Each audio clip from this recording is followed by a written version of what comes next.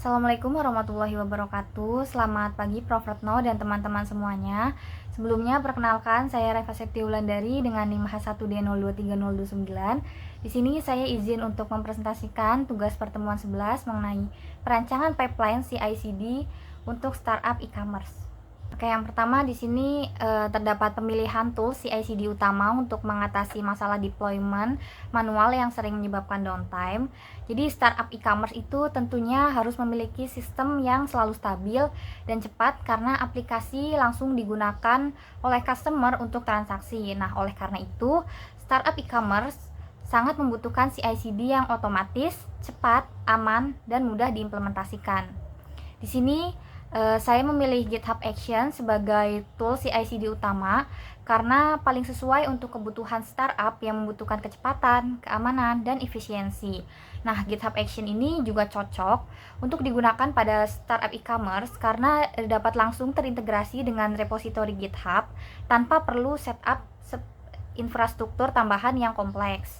Nah, di sini bisa dilihat dari segi kecepatan implementasi, GitHub Action itu terintegrasi langsung dengan GitHub, sehingga tidak perlu setup server tambahan seperti Jenkins. Hal ini membuat proses implementasi CI/CD lebih cepat dan sederhana. Selain itu, tersedia banyak reusable action yang bisa langsung digunakan untuk membuat workflow otomatis. Nah, dengan proses deployment yang lebih cepat, startup e-commerce ini tentunya dapat lebih mudah melakukan update fitur maupun perbaikan bug tanpa mengganggu pengguna. Nah, untuk yang kedua itu dari segi keamanan. Jadi GitHub Action ini menyediakan fitur keamanan seperti GitHub Secret untuk menyimpan kredensial, kemudian OIDC untuk autentikasi yang lebih aman, serta Dependabot untuk mendeteksi kerentanan dependensi secara otomatis. Nah, dengan ini aspek keamanan tentunya sudah terintegrasi langsung dalam pipeline tanpa perlu tools tambahan. Nah, hal ini merupakan hal yang penting bagi startup e-commerce karena sistem menangani data pengguna dan transaksi sehingga keamanan harus dijaga sejak proses deployment. Nah, kemudian untuk poin yang ketiga itu efisiensi biaya. Jadi GitHub Action ini kan berbasis cloud. Nah, tidak memerlukan server sendiri dan tidak membutuhkan maintenance seperti Jenkins. Nah, hal ini tentunya dapat mengurangi biaya operasional dan membuat tim lebih fokus ke pengembangan aplikasi. Bagi startup, efisiensi biaya sangat penting agar resource perusahaan dapat lebih difokuskan untuk pengembangan bisnis dan peningkatan layanan kepada customer. Nah, di sini terdapat tabel perbandingan. Jadi, jika dibandingkan dengan Jenkins, memang lebih fleksibel, tetapi membutuhkan setup dan maintenance yang kompleks. Kemudian pada GitHub CI itu memang memiliki fitur keamanan yang kuat, namun kurang optimal jika repositorinya itu berada di GitHub. Oleh karena itu, GitHub Action ini menjadi pilihan yang paling tepat karena lebih praktis, cepat diimplementasikan, dan dapat langsung digunakan pada repositori GitHub tanpa perlu konfigurasi tambahan.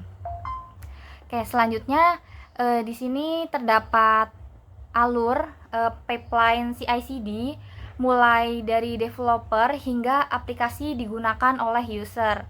Jadi prosesnya itu dimulai ketika developer melakukan push code, kemudian masuk ke tahap continuous integration. Nah, di tahap ini sistem melakukan build, unit testing, kemudian static analisis, dan security scan untuk memastikan kode sudah benar, aman, dan sesuai dengan standar. Nah, jika terjadi error, pipeline akan langsung dihentikan pada tahap autoget dan sistem akan memberikan notifikasi ke developer untuk segera memperbaiki. Jadi, hanya kode yang sudah lolos validasi yang bisa lanjut ke tahap berikutnya. Nah, setelah itu masuk ke tahap continuous delivery. Nah, di mana aplikasi ini dideploy ke staging environment. Nah, di sini tuh dilakukan integration testing dan load testing untuk memastikan aplikasi berjalan dengan baik dalam kondisi mendekati production. Kemudian, jika semuanya sudah sesuai, masuk ke tahap manual gate, yaitu proses approval dari QA atau product owner untuk memastikan aplikasi benar-benar siap dirilis dan meminimalkan risiko kesalahan. Nah, setelah disetujui, aplikasi akan masuk ke tahap continuous deployment, yaitu proses deploy otomatis ke production. Jadi pada tahap ini tuh juga dilakukan monitoring performa dan disediakan mekanisme rollback jika terjadi kegagalan. Kemudian yang terakhir itu aplikasi sudah berjalan di production dan dapat digunakan oleh user serta tetap dimonitor secara real time untuk memastikan sistemnya itu tetap stabil. Oke, kemudian di sini terdapat auto gate versus manual gate seperti yang telah saya jelaskan tadi. Untuk auto gate itu terjadi sebelum staging, lebih tepatnya dijalankan setelah CI, dan jika terjadi kegagalan maka pipeline otomatis berhenti dan developer akan mendapatkan notifikasi untuk perbaikan cepat. Sedangkan pada manual gate itu terjadi sebelum production, lebih tepatnya dilakukan setelah staging dan integration testing, dan manual gate ini melibatkan QA atau product owner untuk memberikan persetujuan sebelum rilis ke production untuk mengurangi risiko error pada sistem e-commerce. Jadi perbedaan pada auto gate dengan manual gate itu, auto gate bersifat otomatis untuk validasi teknis, sedangkan manual gate melibatkan manusia untuk validasi akhir sebelum rilis. Oke, next, di sini terdapat pengukuran menggunakan metrik DORA untuk mengukur keberhasilan implementasi CI/CD, khususnya dari sisi kecepatan rilis dan kecepatan perubahan. Jadi di sini untuk metrik yang pertama itu ada deployment frequency, yaitu untuk mengukur seberapa sering aplikasi berhasil dirilis ke production. Jadi pada kondisi awal itu kan deployment masih dilakukan secara manual hanya sekitar 1 kali per minggu dan sering terjadi downtime. Setelah menggunakan CI/CD, targetnya itu meningkat menjadi beberapa kali dalam sehari, bahkan bisa melakukan deployment berkali-kali dalam 1 hari. Nah, pengukuran ini dilakukan menggunakan GitHub Action dengan melihat jumlah deployment yang berhasil ke production. Nah, tujuannya itu agar fitur baru dan perbaikan bug dapat lebih cepat sampai ke pengguna. Kemudian untuk metrik yang kedua itu ada lead time for change, yaitu untuk mengukur waktu yang dibutuhkan dari kode yang dibuat hingga berhasil rilis ke production. Nah, pada kondisi awalnya itu kan proses ini memakan waktu sekitar 3-7 hari karena masih dilakukan secara manual. Nah, dengan diterapkannya CI/CD ini, targetnya dipercepat menjadi kurang dari 1 hari, bahkan optimalnya kurang dari 1 jam. Nah, pengukurannya itu dilakukan dari waktu commit hingga deployment ke production. Nah, tujuannya untuk mempercepat feedback sehingga jika terjadi bug dapat segera diperbaiki. Oke, kemudian yang terakhir masuk kesimpulan.